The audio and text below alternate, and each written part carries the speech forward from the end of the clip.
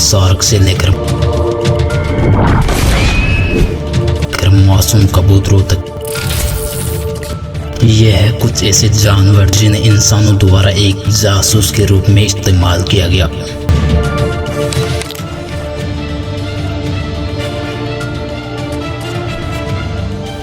दोस्तों, यह सुनने में अजीब लगता है कि कैसे कोई एक बिल्ली को काट कर उसके अंदर माइक्रोफोन लगा सकता है, लेकिन यकीन मानिए दोस्तों, 1960 में अमेरिका की इंटेलिजेंस एजेंसी CIA ने कुछ ऐसा ही किया।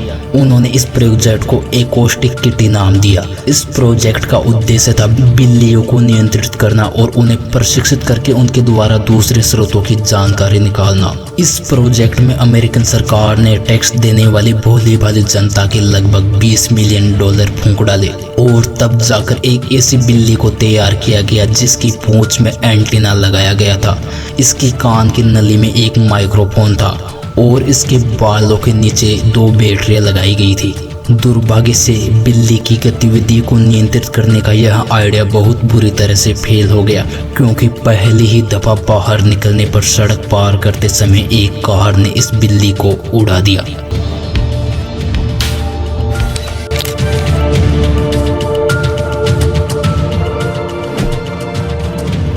2018 के फरवरी महीने में ईरानी लीडर के सैन्य सलाहकार हसन फिरोजाबादी ने पश्चिमी मीडिया को एक इंटरव्यू दिया, जहां उन्होंने कुछ अंतर्राष्ट्रीय यात्रियों की गिरफ्तारी के बारे में बात की, जो कि पर्यावरण विवादों के तौर पर काफी लंबे समय से लगातार ईरान की यात्रा कर रहे थे।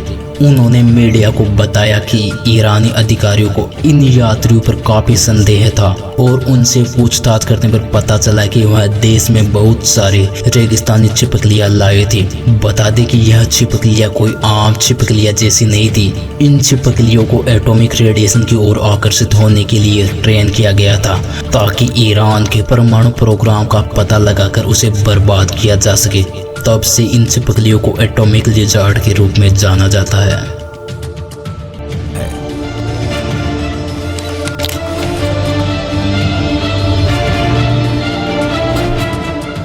दोस्तों, कौवे हमेशा से ही चालाक और चतुर पक्षी के रूप में जाने जाते हैं, लेकिन अमेरिका में बॉब बेली नामक एक व्यक्ति की मदद से CIA ने इन काले पंख वाले पक्षियों को गुप्त तरीके से जासूसी करने वाले एजेंट के रूप में बदल दिया। बता दें कि बॉब बेली दुनिया के पहले ऐसे इंसान थे जिन्होंने एक डॉल्फिन को पानी के अंदर माइंस का पता लगाना सिखाया था। अपनी कोशिशें और सरकार के सहयोग से वह कौवों को भी जासूसी एजेंट्स में बदलने में कामयाब रहे।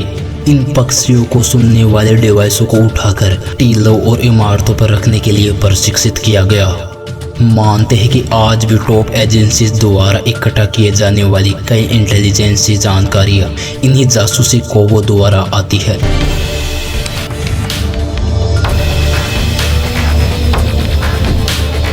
शार्क पानी में रहने वाली खून की प्यासी और कभी न सोने वाले शिकारी जीव होते हैं। आपको जानकर हैरानगी होगी कि जासूस और हथियारों के रूप में भी इन्हें इस्तेमाल किया जाता है। 2010 के दौरान मिस्र में कई शार्क हमले हुए, जिसके बाद वहां के regional governor Mohammad Abdul Fidel ने बताया कि ऐसा संभव है कि यह हमले कोई दुर्घटना ना हो। उनके अनुसार यह शार्क अटैक मिस्र में गर्मियों के टूरिस्ट सीजन को बर्बाद करने के लिए इजराइल की खुफिया एजेंसी मोसाद द्वारा कराए गए थे। दोस्तों, मुमकिन है कि आपको यह आरोप बिल्कुल बेबुनियाद लग रहे होंगे, लेकिन दोस्तों हकीकत यही है। इजराइल इंटेलिजेंस मोसाद पर कई अन्य देशों द्वारा पहले भी ऐसे ही अजीब इल्जाम लगते रहे हैं, इसलिए शार्क मछलियों को जासूसी के रूप में इस्तेमाल करने की बात भी सच हो सकती है।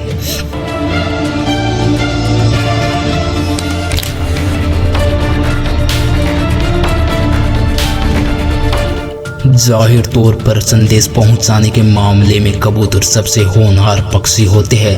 अपने सटीक सहज ज्ञान की वजह से यह पक्षी आसानी से अपना घर खोज सकता है और सदियों से संदेश लाने और ले जाने के लिए इस्तेमाल किया जाता रहा है। लेकिन 20वीं सदी में एक जर्मन आदमी ने कबूतर का रूट जानने के लिए इस पर एक कैमरा बांध दिया। पहले विश्व युद्ध के दौरान जर्मन सेना ने यही आइडिया अपनाया था। उस समय इन पक्षियों के इस्तेमाल से विश्व युद्ध की कई तस्वीरें ली गई थी। बता दें कि इन पक्षियों को हमेशा से ही जासूसी के लिए इस्तेमाल किया जाता आया है।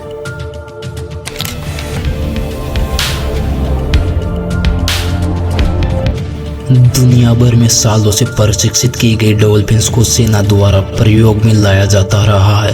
पानी में रहने वाले ये स्तनधारी जानवर पानी के नीचे विस्फोटक का पता लगाने के लिए सबसे अच्छा टूल है। लेकिन 2015 में फिलिस्तीन सुन्नी इस्लामवादी कट्टरपंथी संगठन हमास ने एक डॉल्फिन को जासूसी के जुर्म में गिरफ्तार कर लिया। हमास ने गाजा में अपने जलीय क्षेत्र के पास एक डॉल्फिन को पकड़ा और बताया कि इस पर कैमरे और अन्य जानकारी एकत्रित करने वाले उपकरण लगे हुए थे। उनके अनुसार यह डॉल्फिन इजराइल द्वारा भेजी गई एक खुफिया जासूस थी। हालांकि दोस्तों, इजरायली सरकार ने इस डॉल्फिन की इजरायली जासूस होने के दावे को पूरी तरह से नकार दिया। दोस्तों, वो आपकी जानकारी के लिए बता दें कि आज भी यह डॉल्फिन हमास की गिरफ्त में है और उन्होंने इसको इजराइल को वापस लौटाने से पूरी तरह मना कर दिया। तो बस दोस्तों, इस वीडियो में इतना ही। उम्मीद करते हैं यह वीडियो आपको पसंद आई होगी। इस वीडियो को लाइक शेयर जरूर करें। हमारे चैनल पर नए हैं तो हमारे चैनल को सब्सक्राइब किए बिना कहीं मत जाए। वीडियो देखने के लिए धन्यवाद और अंत में जय हिंद दोस्तों।